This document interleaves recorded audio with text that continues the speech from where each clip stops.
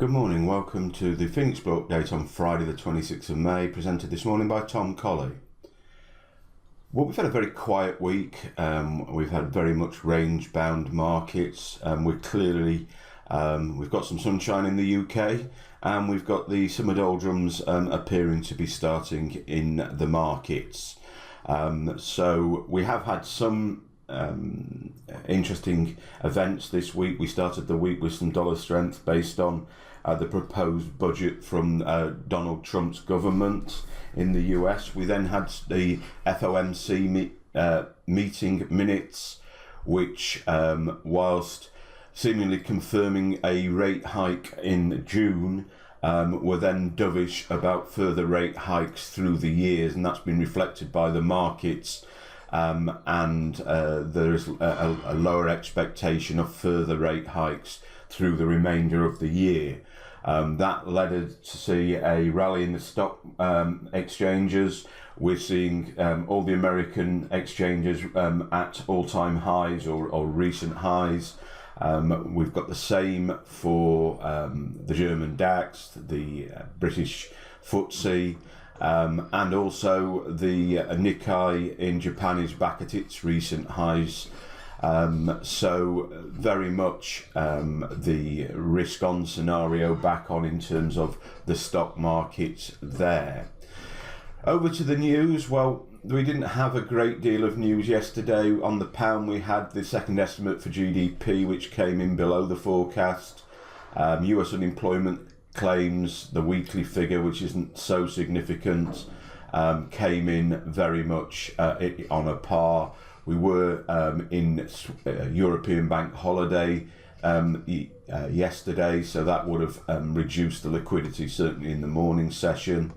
Going forward to today, we've got the G7 meetings that are ongoing over the weekend. We've got core durable goods orders and preliminary quarter-on-quarter gross domestic product for the US, which is probably the most significant figure there in terms of the market.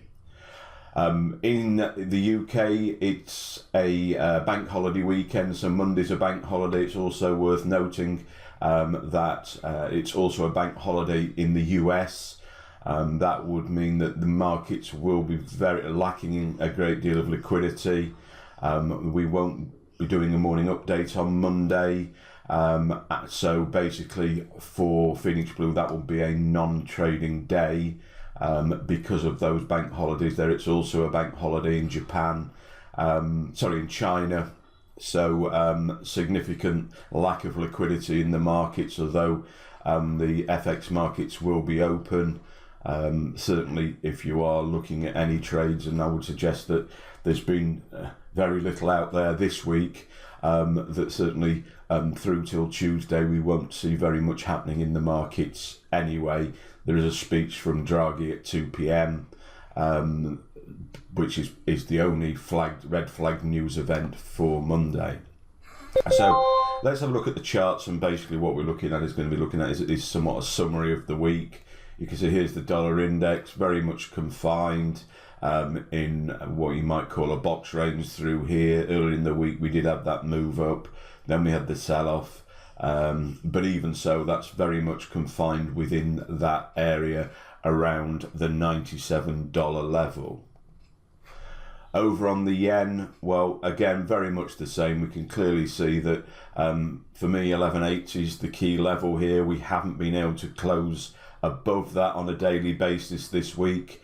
So we haven't seen any. That would have been confirmation for me of some dollar strength, and although we've pushed through it on a couple of occasions, we've always come back and closed the day below that level. So we'll be looking for a break above that level for some short-term dollar strength, even though in terms of the slightly longer term, a bias will remain to the short side until we get something significant and more significant dollar strength.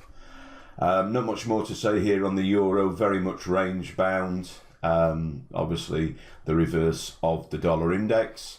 The pound had been operating in a channel for the thick end of a month through here, which was a rising channel through there. Overnight we've had a big breakdown, and actually you can see here it's triggered my end of day trade through there. So that is interesting in that it's finally broken out of all those levels. We'll be looking for a reaction from here today to get certainly our stop to break even, if at all possible, on this trade today going into the bank holiday weekend.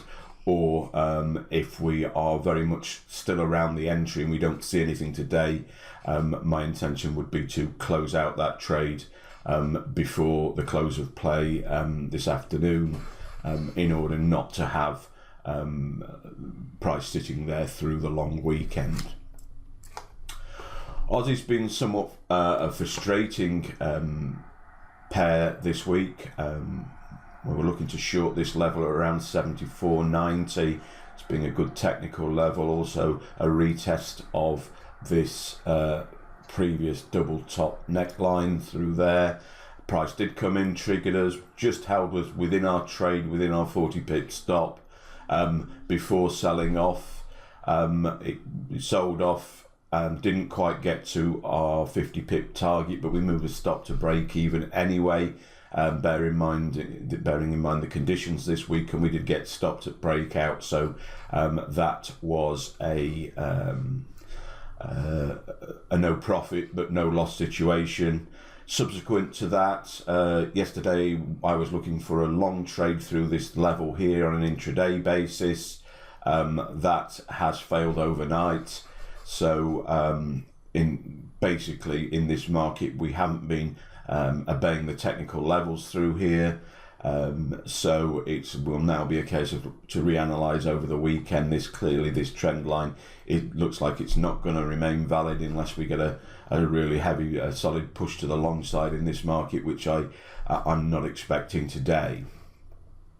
Over on CAD, we did see some action on CAD. CAD came down the day before yesterday.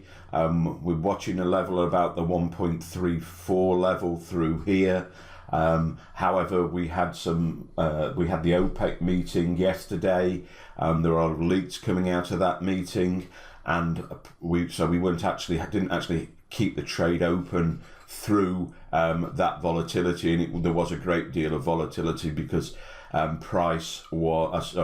information or snippets of information were coming out and the markets were reacting to them. But clearly we can see we've had a push to the long side following that. If we look at crude itself, we had a huge sell-off eventually after the OPEC countries and Russia confirmed what was always on the cards potentially. They've extended their production cap for a further 9 months at the same level. Clearly that was signalled to the markets for weeks and was an expectation. So the failure to add anything to that or anything more significant, and we're back down where we were before potentially the OPEC meeting started to have an influence on the market. So news aside, would expect this to either return into to trade within the range between 48 and 51, or alternatively, if the OPEC meeting is seen as that being that insignificant, and clearly OPEC appear to have lost control or the degree of control they had in this market, a break below 48 would suggest that we've got the potential for a range in the 48 to 43.50 zone. Okay guys, so that's it for this week. Be aware of the bank holiday. Get your trades off the table this afternoon. Have a nice weekend, a relaxing weekend. Have a look at your analysis over the weekend. It's probably not going to be hugely different from last week because we've been so range bound. And we'll look forward to hopefully something coming in the markets to give us some more trading opportunities next week. Okay, take care, and we'll speak to you again on Tuesday.